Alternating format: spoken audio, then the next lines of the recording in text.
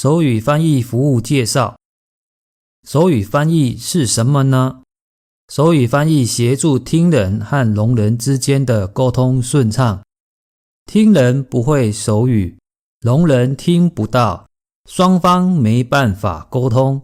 手语翻译将听人说的话转成手语，让聋人能够理解，也将聋人的手语转成口语，让听人能够理解。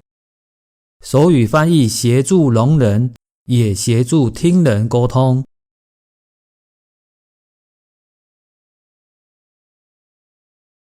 依据《身心障碍者权益保障法》第61条规定，每个县市政府都要设立手语翻译服务窗口，协助听障朋友参与各种事务的沟通翻译服务，而且翻译人员需通过手语翻译技能检定。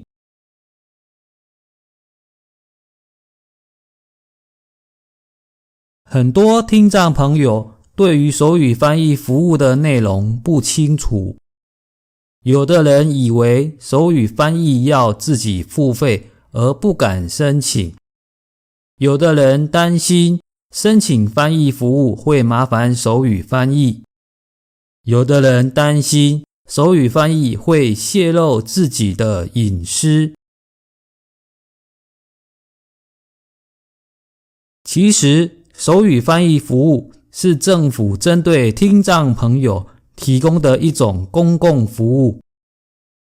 听障朋友去政府机关洽公沟通，参加公开活动，就业相关的沟通，就医相关的沟通，法律事务沟通等等，都可以申请免费的手语翻译服务。如果听障朋友了解翻译服务的内容、申请的流程、申诉的方法，就可以放心申请手语翻译服务，协助沟通。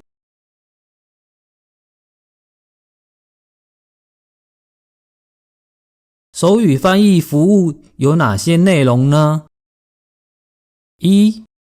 政府洽公沟通，公开活动手语翻译。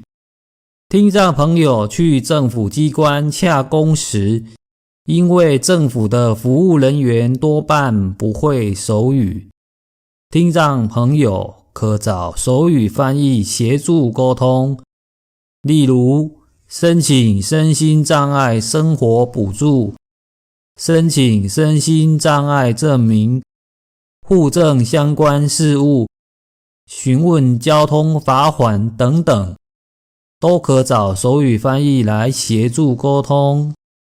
另外，许多公开活动，政府也会提供手语翻译，例如台北101的跨年晚会、身心障碍者日的活动、公办证件发表会、学校的毕业典礼等等，都可见到手语翻译。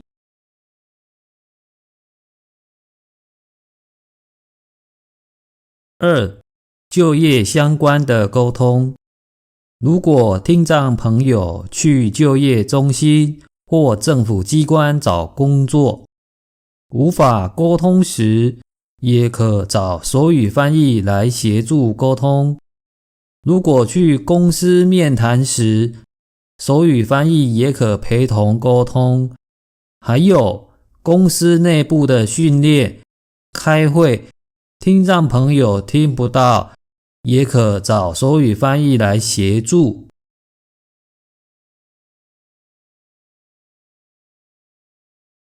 3. 就医相关的沟通。听障朋友去医疗场所，可以申请手语翻译，协助聋人与医师之间的沟通。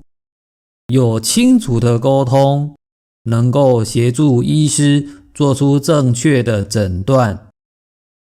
另外，手术前的解说、用药的注意事项等等，都可透过手语翻译清楚地了解自己应注意的事项。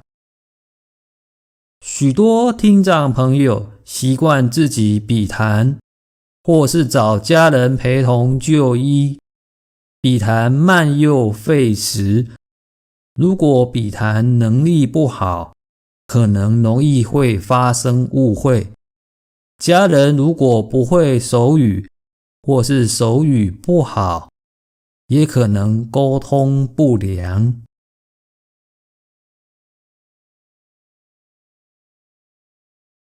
4. 法律事务沟通。法律事务跟每个人都有关，不一定是犯罪才会去法院。像是发生了交通事故，就可能要去警察局、去法院接受讯问。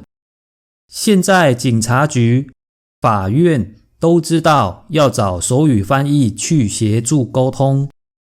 另外，私人的事务，像是离婚、家暴、领养、要求偿还债务等等，都可以告诉法院找手语翻译来协助沟通。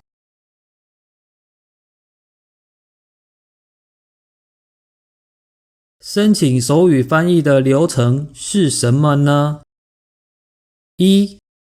如果是听障者个人申请，要准备身心障碍证明双面影印，申请表要填写清楚服务的事由、服务的日期与时间、服务地点，1周之前告诉手语翻译服务窗口。第二，因为手语翻译能力有限，一定要提早告诉手语翻译窗口，否则有可能临时会找不到人来协助。第三，如果是政府或团体申请，一样要把服务的事由、服务日期、时间、服务地点写清楚，加盖机关的戳章，一样要在1周前告诉手语翻译服务窗口。第四，手语翻译服务的时间是周1到周5，早上8点至下午5点半，夜间及假日只提供事先预约的翻译，临时申请不一定能找到人服务。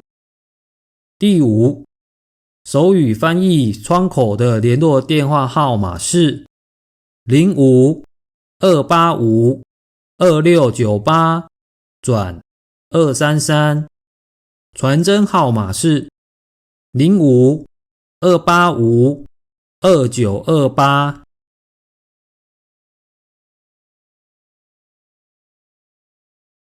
如果您的权益受损，要如何申诉呢？如果觉得自己的权益有受损，例如你的隐私被手语翻译泄露，可以向政府提出申诉。申诉电话号码是05-222-0072，传真号码是05-225-3551。